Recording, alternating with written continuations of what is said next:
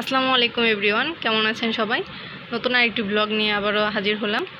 আজকে আমি বানাবো কোকোনাট ড্রিঙ্কস। তাহলে পুরো ভিডিওটা দেখতে থাকুন। আমি যেহেতু গ্রামে এসেছি, গ্রামের প্রকৃতি কিন্তু আসলে অনেক সুন্দর।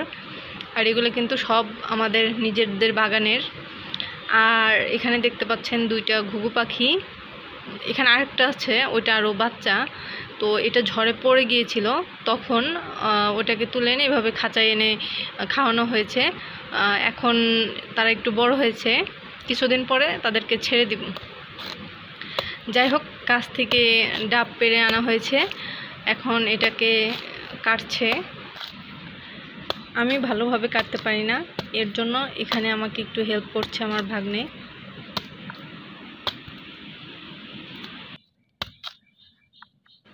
আমরা কিন্তু ডাবের পানি সবাই খাই, কিন্তু এইভাবে একটু তৈরি করে দেখবেন, এটা আরও টেস্ট লাগে খেতে।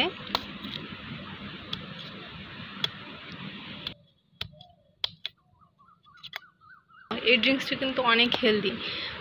ডাবের পানি তো স্বাস্থ্যের জন্য অনেক ভালো, আপনারা সবাই জানেন। আর এই গরমে তো কথাই নেই। সো আমি একটা ব্লেন্ডারের জগে ডাবের পানিগুলো নিলাম।